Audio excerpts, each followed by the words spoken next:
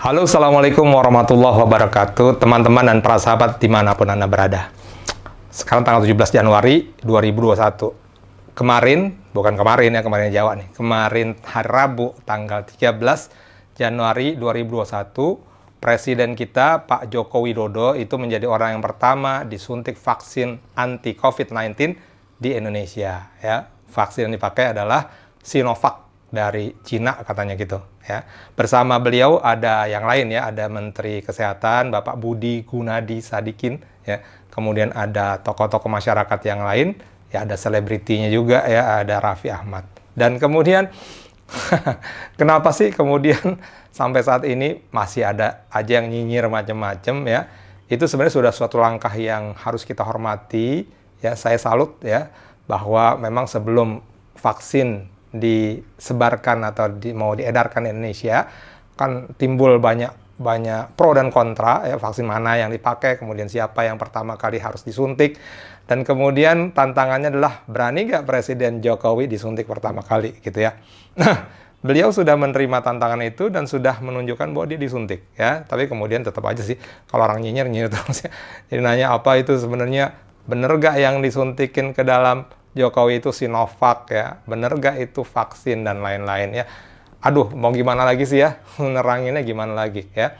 Jadi bener atau bohong? Kira-kira pertama ya, menurut saya sih, masa sih beliau mau berbohong secara live streaming di depan 270 juta rakyat Indonesia ya. Kalau bohongnya kayak gitu, beliau kan muslim juga ya, bakalan dilaknat oleh Allah Subhanahu wa Ta'ala mungkin ya. Seorang pemimpin bohong, tidak disuntik dengan vaksin yang sama dengan rakyatnya gitu ya, untuk menunjukkan bahwa supaya rakyatnya disuntik yang dianya bisa selamat sendiri ya. Enggak ya, saya nggak yakin. Saya yakin bahwa itu sesuatu yang hoax ya, bahwa dia Pak Jokowi itu disuntiknya bohong-bohongan.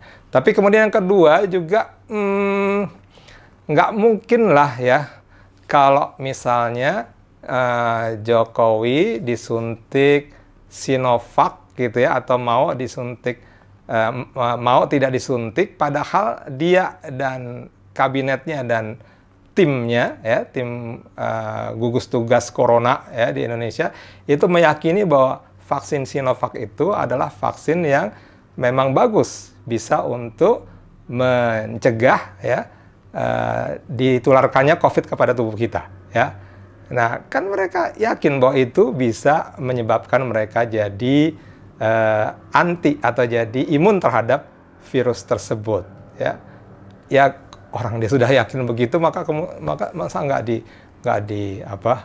disuntik ya. Dan yang ketiga, sebenarnya Sinovac itu kan jelek gini gitu ya. Coba deh nanti lihat nih, mungkin saya taruh aja di sini ya, ada beberapa link ya. Ternyata Sinovac memang mungkin efikasi ya, istilahnya efikasi ya, itu antara 50 sampai 65%, ya artinya kemanjuran mungkin atau apa.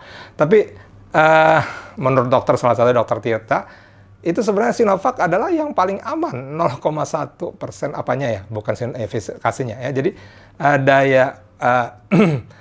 dia dampaknya atau efeknya negatifnya sangat kecil dibandingkan dengan yang lain, Pfizer atau Moderna yang lain ya.